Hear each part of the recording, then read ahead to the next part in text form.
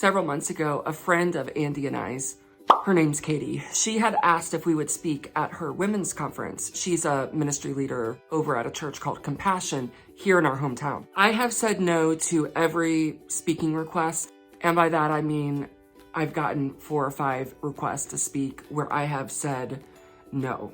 It's been 3 or 4 years since I have stepped foot on a stage to teach the Bible. So I thought I would just take you along this week to show you what it looks like, at least for me, what the preparation looks like before I teach the Bible.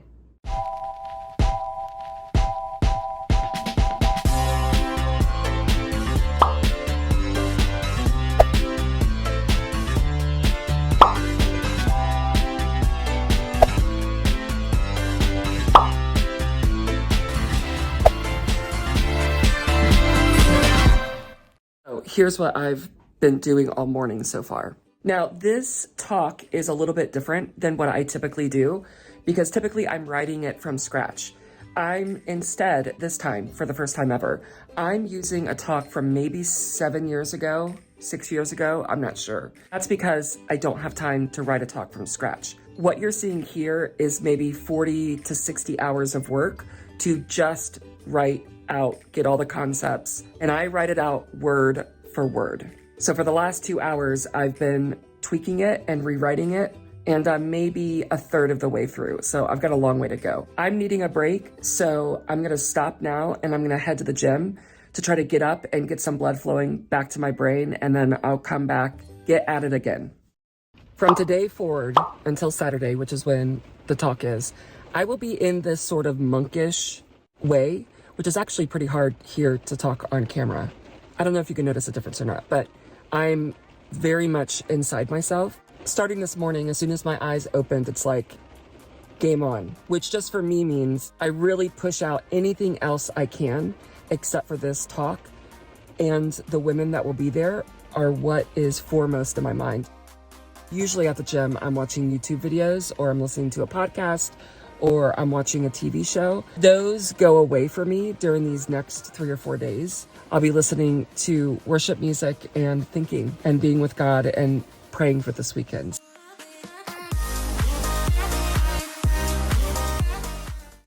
Okay, I'm back from the gym and it's time to get back started on trying to hone this talk a little bit. So what I think I'm gonna do is I'm going to work to a specific spot about halfway through, and then I think I have to stop. My brain, I can feel it, it's at its cap.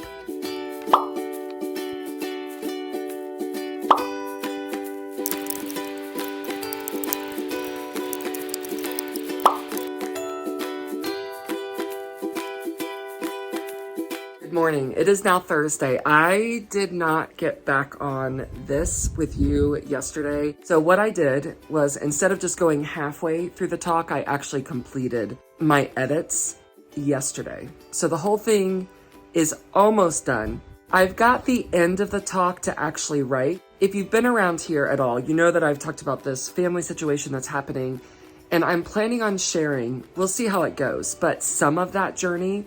So I feel nervous about that. I feel nervous sharing any of that because it's so in process. It involves other people and it just feels nerve-wracking. So we'll see how that goes. My house is an absolute disaster in a couple areas. My room, which I'm in right now, this has got to be cleaned up. Like if I'm going to be focusing, I've got to have a clear space. Are you like this? I'm going to record my talk so that I can listen back to it with my headphones as I'm cleaning up. It's time to get busy. A few years ago, my husband, Jared, ever the adventurer, planned an easy hiking trip for our daughter, Adeline, and I.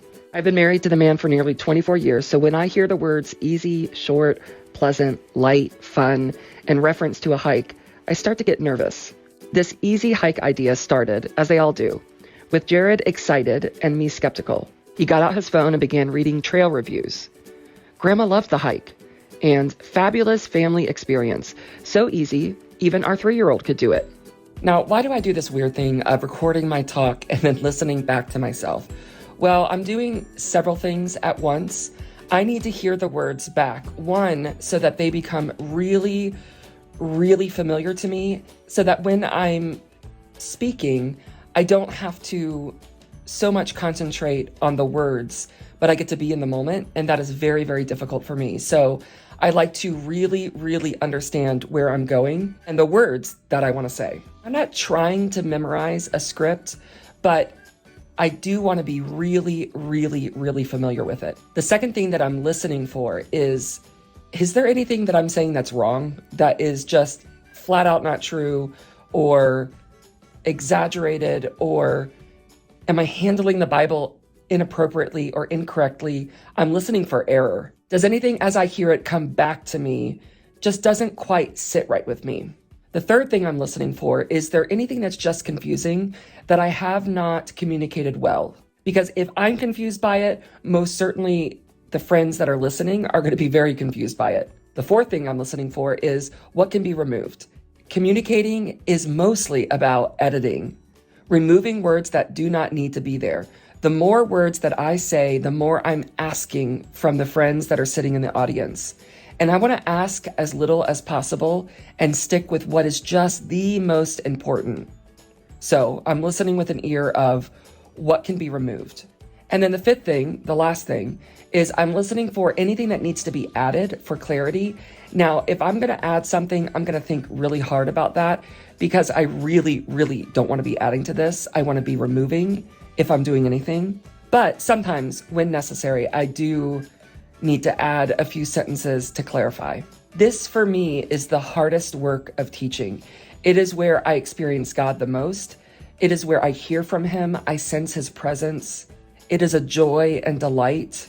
It is not so much a joy and delight when I have to be on a stage with a mic and lights and people staring at me. I do not typically feel the presence of God or feel wonderful as I'm doing it.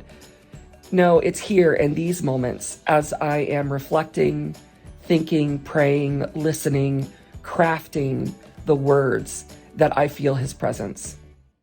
Okay. I've got two problems. The first problem is, when you get to almost the end of like your to-do list, or if you're organizing something and it's the last 10%, at least for me, that I just do not want to do.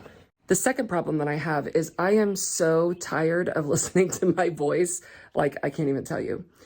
So I'm going to stop listening to my voice. I'm going to put on some worship, and I have to get some meat ready for tonight because Bible Lab is over here, which is another reason that I was cleaning up at least the living room area.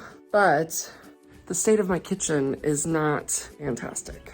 I really need to brown the taco meat, and then it will be time for Bible Lab. I'm going to take some peace and quiet and rest as I clean this mess.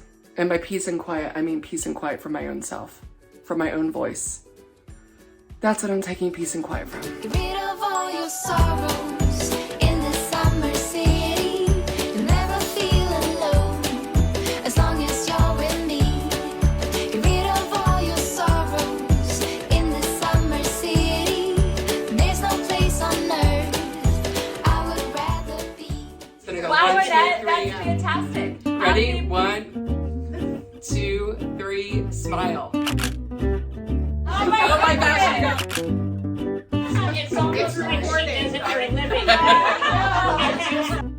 Bible Lab was so much fun, and I'm so exhausted. Typically, before I do a talk, I don't talk or speak to people like 3 or 4 days before I actually have to give a talk. And I know that sounds extreme, but it's just sort of my process. And this week has not been that. And so I feel God stretching me and growing me. So tomorrow is Friday. I speak on Saturday.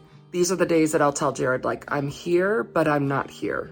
I've got to go in hermit mode a little bit, and I probably won't talk to you until after the talk. Lucky you.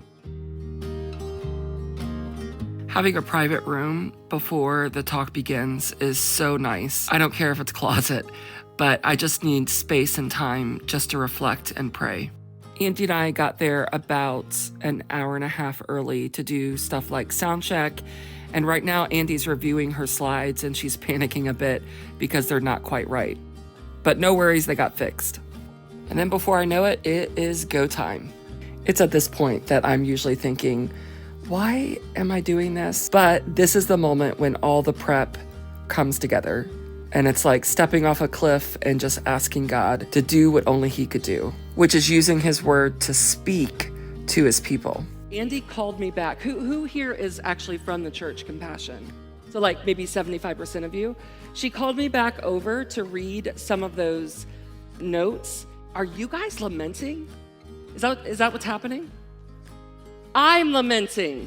So I feel like we already have this connection of like, get your sackcloth and ashes. I mean, we get each other.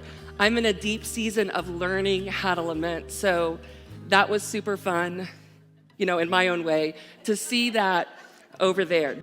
Andy had the afternoon session, and it was so fun just to get to see her use her gifting exactly how God has created her.